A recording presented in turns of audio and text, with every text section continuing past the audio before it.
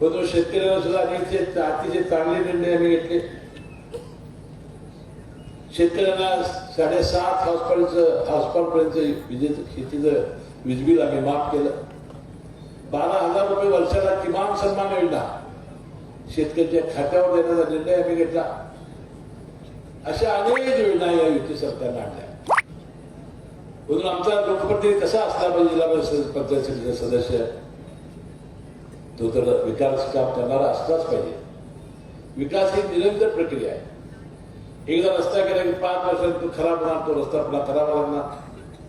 पाण्याची योजना केली आणि गावातला विस्तार झाला की पाण्याची योजना बदलावी लागणार, नवीन करावी लागणार, पाण्याच्या टाक्या बदलाव्या लागणार, नव्या कराव्या लागणार, नळ बदलावे लागतील, गटर दुरुस्ती करावी लागेल. असे अनेक निरंतर काम आहे.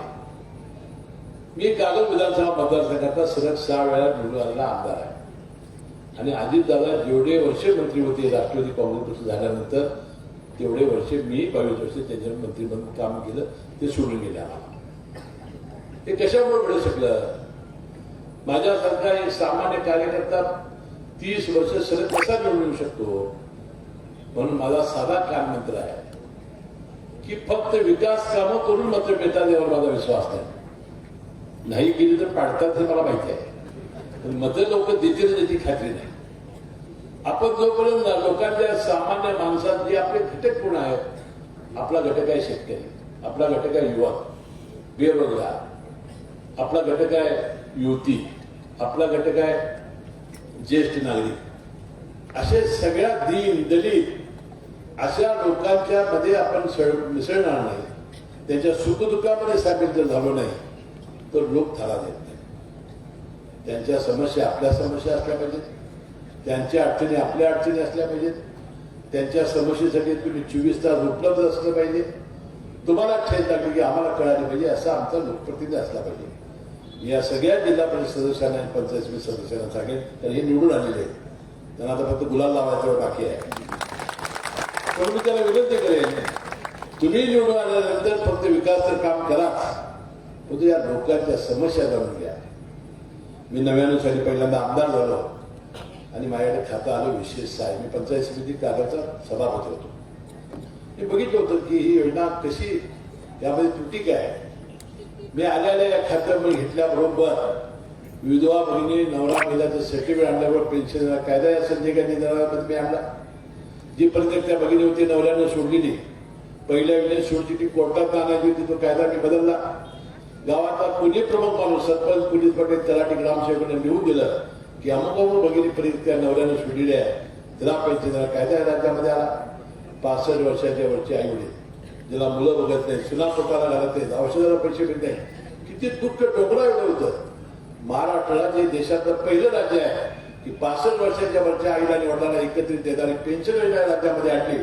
त्याचं नाव श्रावणबाळ ठेवलं आणि माझं नाव राज्यभर श्रावणबाळ ठेवलं. चौथा जो घटक होता तो दिव्या, जन्मापासून डोळे नाहीत, हात नाहीत, पाय नाहीत, मशीनमध्ये मुलं जन्मत आहेत आणि आयुष्यभर ऐकून त्याचं ओझं वाहत आहे. बंधूंनो, त्याला 80% अपंगाच्या दाखल्याची सिव्हिल सर्जनची अट बदलली आहे, ती 40% आहे. बंधूंनो, आता पेन्शन 1500 रुपये मिळते, दिव्यांगांना 2500 रुपये पेन्शन देतोय. अजून 3 त्रुटी आपल्याला दूर कराव्या लागतील. 21,000 उत्पन्नाची मर्यादा जी आहे ती पोलीस तलाठी दाखले देत नाही, ती 50,000 रुपये करावी लागेल. 1500 रुपये पेन्शन 2,000 रुपये करावे लागेल आणि 65 वर्ष वय हे 60 वर्ष करावं लागेल. माझ्या विधी न्याय खाता त्यामध्ये धर्मादाय दवाखाने या राज्यामध्ये जे आहेत त्यांनी मोफत 10% ऑपरेशन उपचार करण्याची कायद्याने आवश्यकता होती. ही मुंबई, पुणे, संभाजीनगर, नागपूरला मोठे मोठे दवाखाने, मुंबईचं बॉम्बे हॉस्पिटल, लीलावती, जसलोक, रहेजा, ब्रिज कॅडी, सेपी, त्यानंतर पुण्याचं रुबी, जहांगीर, मंगेश, हे सगळे हॉस्पिटल धर्मादाय हे मोठ्या उद्योगपतीचे, मोठ्या डॉक्टरांचे. यांना जमिनी मोफत दिल्या, दवाखाने बांधायला, यांना IPS मोफत दिला, यांना पाणी वीज सवलत दिलेली आहे, यांना इन्कम टॅक्स, टॅक्स जे काही नाही माफ केलेलं आहे. आणि सरकारनं अपेक्षा काय केली ती 100 पैसे आले की 90 लोकांना पैसे घ्या, 10 लोकांना मोफत द्या.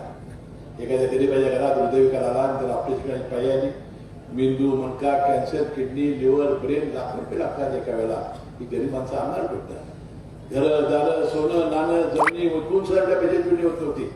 अनेक डॉक्टरांनी आपण बघितलं की माणूस मेला तर बिल भरण्याचे प्रेस सोडलेले नाही.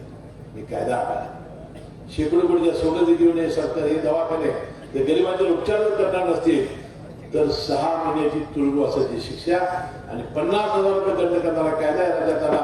गेल्या 18 वर्षामध्ये लाखो लोकांची ऑपरेशन मोफत व्हायला लागली. आपल्या हनुमानाच्या कृपेत तुम्हाला कुणाला रोग होईल अशी आम्ही प्रार्थना करतो. झालं तर घाबरण्याचा आमच्याकडे या. आम्ही तुम्हाला मुंबईला घेऊन जाऊ.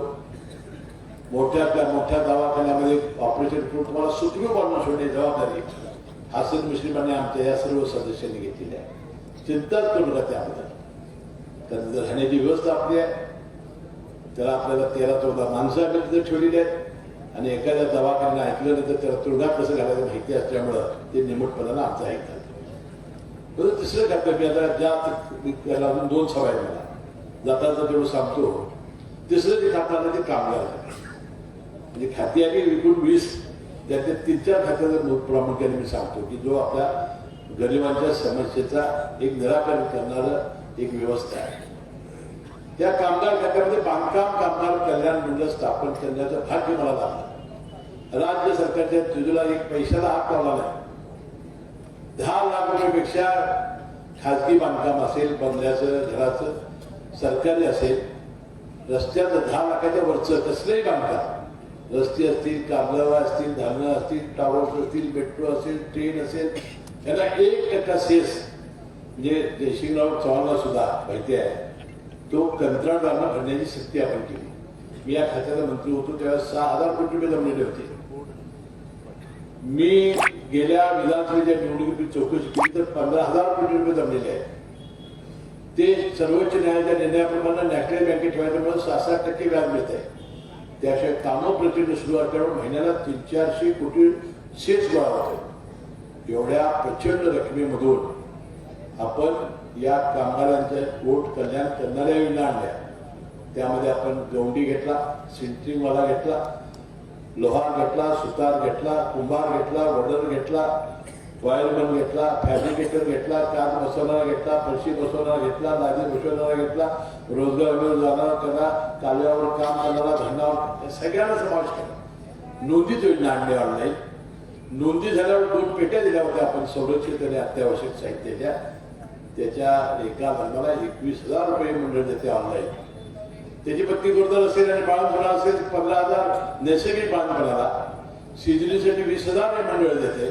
मुलं झाली तर 1ली ते 7वीला 2,500 मुला मुलीला, 8वी ते 10वीला 5,000 मुला मुलीला, 11वी ते 12वीला 15,000 मुला मुलीला, कॉलेजला 20,000 मुला मुलीला. MBBS ऍडमिशन घ्यायचं लागतं तर 1,60,000 वर्षाला आणि कुठल्याही डिप्लोमाला 60,000 हे मंडळ ऍडमिशनसाठी देते. MSc मोफत, परदेशी शिक्षक मोफत हे मंडळ जाते. गेल्या विधानसभेच्या निवडणुकीने मी सहज चौकशी केली. माझ्या कागद विधानसभेमध्ये शिष्यवृत्ती विद्यार्थ्यांच्या खात्यावर किती जमा झाली तर 89 कोटी रुपये जमा झाली होती. अपघाती मृत्यू झाला पण कुठेतरी त्याचा बांधकाम थांबला तर 5 लाख रुपये त्याच्या वारसाला. नैसर्गिकरित्या कशाने मृत्यू झाला तर 2 लाख रुपये त्याच्या वारसाला आणि दोन्ही म्हणून मृत्यू झालेल्या त्याच्या विधवा पत्नीला 2,000 महिन्याला जर 5 वर्ष पेन्शन हे मंडळ देते. एका मुलीच्या लग्नाला 51,000 रुपये.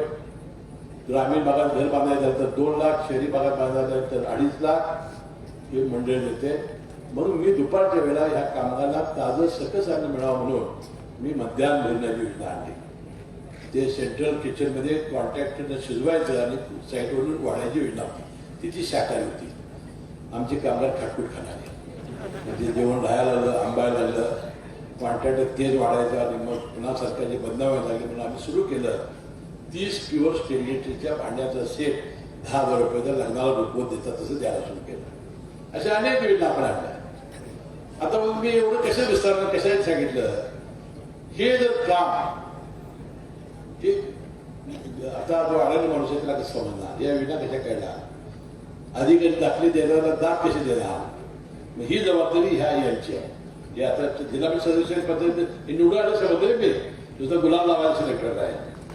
तर यांचं कार्यालय या गरिबांचं कामात करणारं कार्यालय पाहिजे. तर तो खरा राष्ट्रवादीचा. तर अजितदादांनी ही शिकवण ठेवली 80% समाजकारांनी 20% राजकारण बंद अनेक योजना आहेत. ते सगळ्या सामान्य वेळ घेणार अजून गिजोलीला सभा आहे, मला त्याला कागलला मला जायचं आहे. मी तुम्हाला हात जोडून विनंती करेन, आता आपण एकत्र आलेलो आहोत, ही कायमची एकत्र राहायची.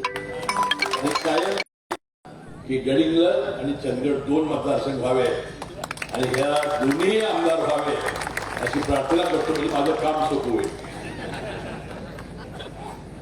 पण मी संकल्प केलेला आहे की या वेळेला जिल्हा परिषद ते अध्यक्ष युतीचा होईल, तर त्या राष्ट्रवादीचा अध्यक्ष आम्ही केल्यावर राहणार नाही. यासाठी तुमची फार मोठी गरज आम्हाला आहे.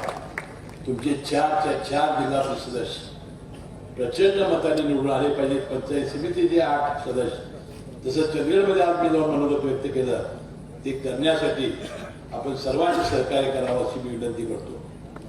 आता मी आलो त्यावेळेला थोडंसं गर्दी कमी होती, आता फुल झालेलं आहे सगळं. कारण तुम्हाला शेवटचं काम महत्वाचं होतं, त्यामुळे तुम्ही म्हटलं चला बघा आपण सगळ्याला जरा वेळानं गेलं चालते का, ते काम महत्वाचं आहे. जे शिवराव चव्हाणांच्या समोर आहे ते. आता माझी विनंती आहे, तिथं सगळ्यांनी एकदम जाऊन हे न करता तुम्हाला नंदाताई आणि उदयराव जोशी ही जवळची गावं इतकी कुठली आहेत, त्यांना काय ते त्यांना महत्वाच्या सूचना करायच्या आहेत, तेवढे थांबावं. माझा भाषण आभार मांडल्यानंतर ती सूचना देतील त्याप्रमाणे करावं एवढी विनंती करतो.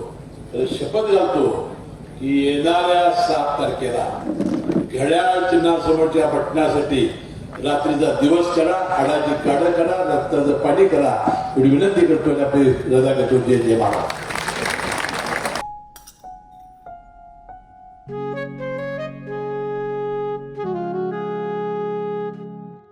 बाबा, आज येताना बासुंदी घेऊन या ना.